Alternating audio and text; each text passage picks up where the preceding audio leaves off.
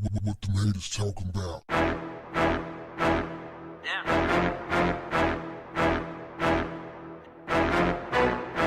What's up, family? Y'all think we're at the end of time yet? The mom of a teenager killed by a sheriff's deputy earlier this month was shot by an unknown gunman at her son's funeral. Gunfire rang out at Riverview Memorial Gardens in Florida on Saturday as Sincere Pierce, 18, and Angelo Crooms, 16, were laid to rest. As the pastor finished his sermon and loved ones innocently placed flowers on the boy's casket during the burial, a single shot was fired. Quashida Pierce screamed that she had been hit by a bullet. Florida Today reported how one person at the scene said mourners were slow to react at first, but when they realized what had happened, they began fleeing the scene in terror and rushing to nearby cars. Friends and family members helped the injured woman into a minivan before ambulances arrived and rushed her to the hospital. The severity of her injury is unknown, but what is known is we have a lot of uncivilized people amongst us.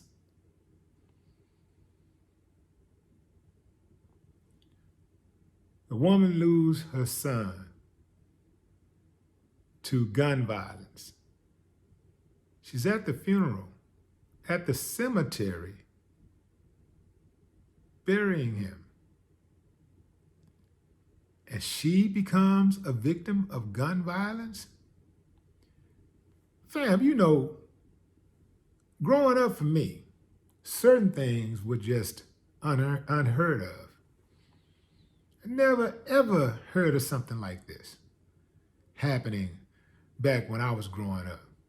And now, this type of stuff is commonplace. It's crazy. You have to go to the cemetery with guns. Now, these boys were killed on November 13th when a sheriff deputy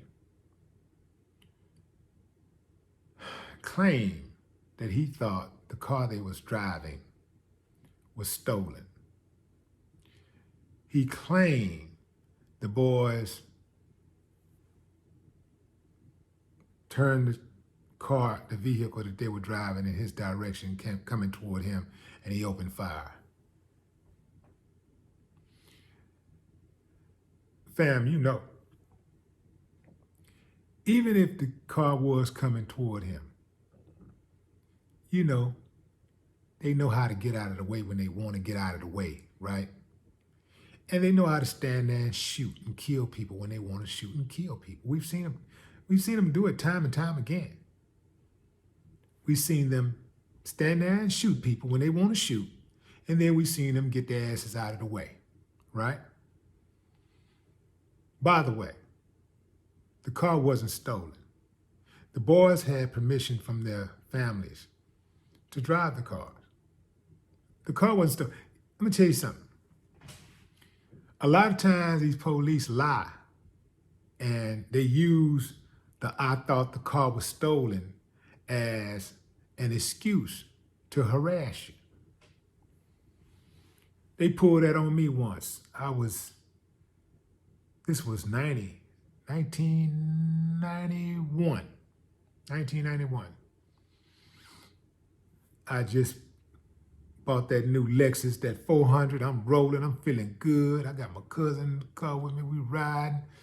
Man, we young, we free. We just feeling good. We're on the highway.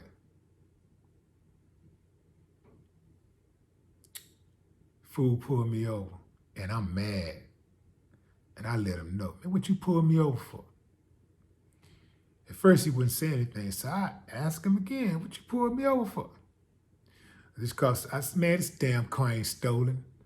I said, run the place, do whatever you gotta do. This car ain't stolen. You know it ain't stolen. I was very aggressive. I was pissed off. In retrospect, I wouldn't have done that. I would have played it a lot more smoother today. I would play it a lot more smoother.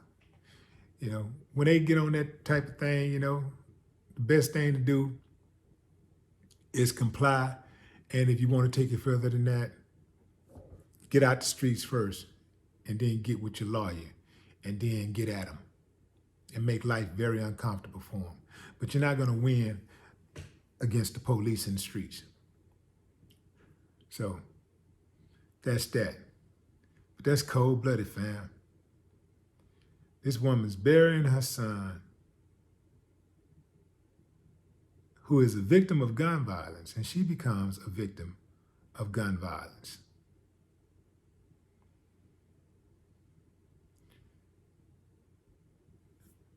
Whoever squeezed that trigger, if it was an accident,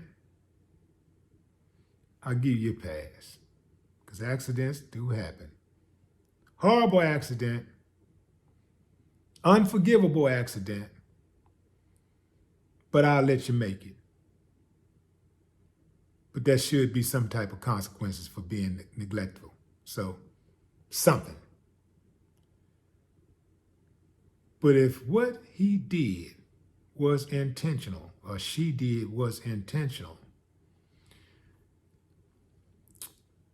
I would like the message to be conveyed that a mama should be embarrassed and a daddy should have pulled out. No more talk. What the haters talking about?